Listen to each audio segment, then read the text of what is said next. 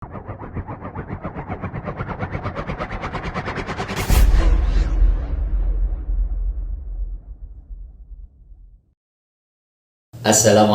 warahmatullahi wabarakatuh. Ketemu kembali dengan saya Kang Obay 7 di channel resmi Yayasan Pendidikan Islam Madris Dzikir Al-Furqon.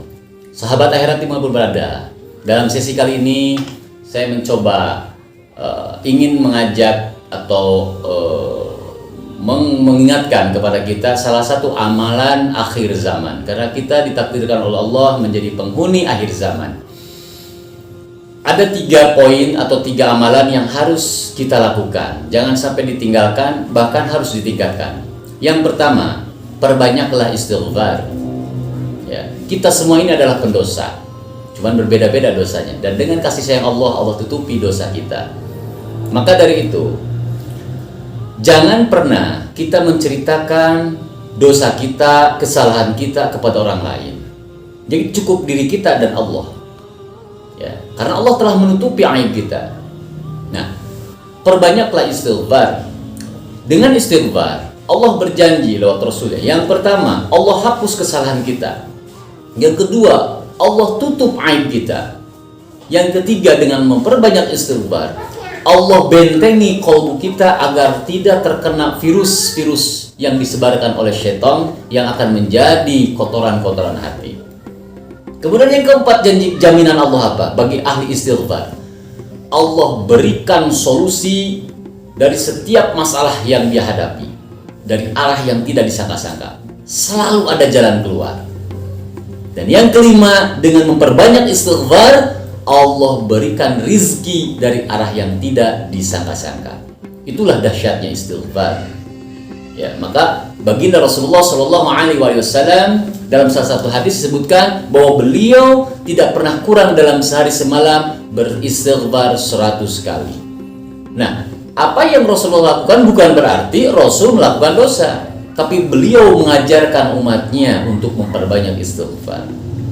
Dan Allah sangat mencintai orang yang beristighfar, orang yang bertaubat.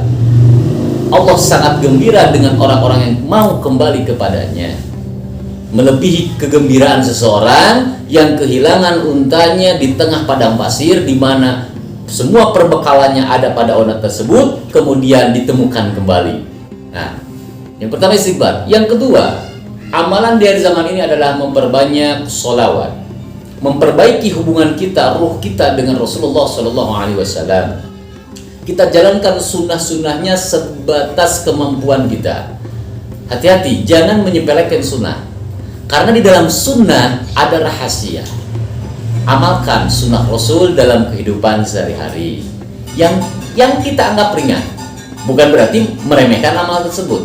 Contoh, ketika kita akan masuk ke dalam kamar mandi, kita ingat kepada baginda Rasulullah SAW, apa yang beliau lakukan ketika mau masuk ke kamar mandi. Berdoa, meminta perlindungan kepada Allah. Allahumma inni a'udzubika minal khubuthi wal khaba'ith. Lalu memakai tutup kepala, lalu melangkahkan kaki kiri, lalu tidak berlama-lama di kamar mandi. Setelah keluar dari kamar mandi, langkahkan kaki kanan, ucapkan gufronaka, gufronaka, gufronaka. Ringan, tapi insya Allah penuh dengan rahasia, penuh dengan pahala Allah. Ya. Kemudian memperbanyak sholawat. Rasulullah menjamin barang siapa yang memperbanyak sholawat, dia akan bertetangga denganku. Semakin sering kita bersolawat kepada Rasulullah SAW, maka nama kita dan bapak kita akan dikenal oleh Rasulullah SAW. Dan sholawat yang kita sampaikan kepada Rasulullah itu langsung sampai. Ya. Jadi rahasia sholawat ini, walau kita dalam keadaan pikiran melayang, tidak fokus, kita dawamkan sholawat itu sampai. Beda dengan zikir-zikir atau aurat-aurat yang lainnya. Kita harus khusyuk, kita harus mentafakuri, mentadaburi, betul-betul menghayati, betul-betul fokus. Ya. Sementara sholawat, walaupun sambil tiduran, sambil berjalan, yakin pasti sampai kepada Rasulullah. Ya Rasulullah, ini sholawat dari fulan bin fulan. Nah, nama orang tua kita disebut. Jadi secara tidak langsung dengan memperbanyak sholawat, kita telah berbakti kepada orang tua kita. Ya. Salawat yang pendek, sallallahu alaihi Muhammad, sallallahu alaihi Muhammad, sallallahu alaihi Muhammad, yang pendek aja. Apapun salawat yang diajarkan oleh Rasulullah atau oleh para sahabat atau oleh para ulama, ya, amalkan salawat, dawamkan, basahi lidah kita dengan salawat, selingi lagi dengan istighfar, istighfar salawat, istighfar salawat di kendaraan, ya, orang yang di pasar, orang yang sedang bekerja, dawamkan terus salawat. Nah, yang keempat, ya, yang ketiga, amalan akhir zaman ini adalah memperbanyak sedekah. Ini ada rahasia dalam sedekah.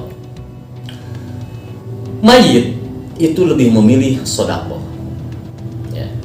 Kita semua akan menghadapi yang namanya sakaratul maut, di mana dalam keterangan dikatakan ketika Ajrail alaihissalam mencabut nyawa seorang hamba Allah, seorang anak Adam, terjadi dialog. Calon mayit tersebut request, minta permohonan kepada Ajrail, tangguhkan sejenak, jangan kau cabut dulu nyawaku. Ketika ditanya oleh Ajrail, apa yang kau lakukan, apa yang kau kehendaki?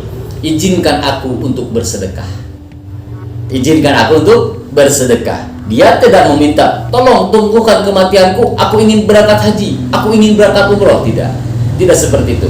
Yang diinginkan mayit adalah ingin bersedekah, karena ditampakkan begitu dahsyatnya pahala sedekah.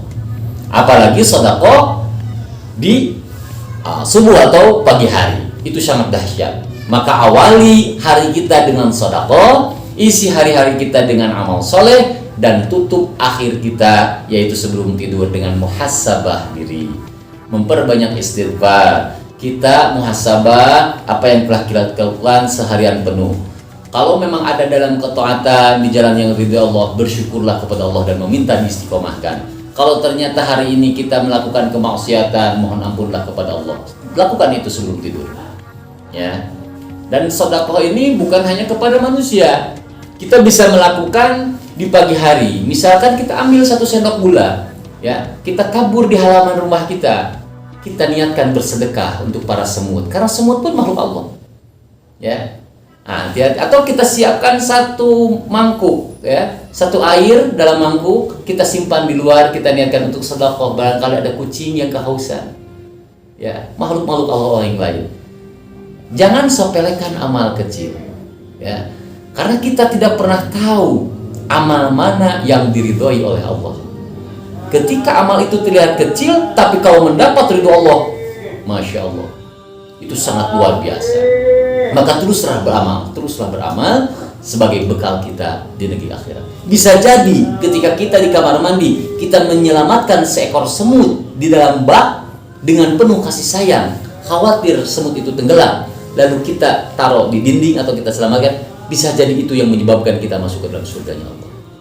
Karena tolong dicatat, yang menyebabkan seseorang masuk dalam surga Allah bukan karena amal ibadahnya, tapi karena rahmatnya Allah. Oleh karena itu, apapun yang kita lakukan, amal ibadah, baik yang langsung kepada Allah, hablum minallah, atau yang berkaitan dengan manusia, hablum minanas, niatkan dalam hati kita semata-mata mengharap ridho Allah. Kalau Allah sudah ridho, Allah turunkan rahmatnya. Dan rahmat inilah yang menjadi asbab kita diselamatkan fid dunya wal akhirah.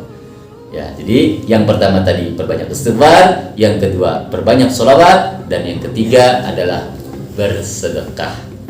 Ya, mungkin itu kajian kita kali ini. Ikuti terus channel resmi Yayasan Pendidikan Majelis Al-Furqan bersama Kang Obay 7. Semoga bermanfaat adanya. Mohon maaf atas segala kekurangan. Semangat hijrah. Yuk kita hijrah, jalankan sunnah, istiqomah. Semoga kita bertemu di jannah dengan selamat. Salam dari Kang Obay 7 KDHT. Assalamualaikum warahmatullahi wabarakatuh.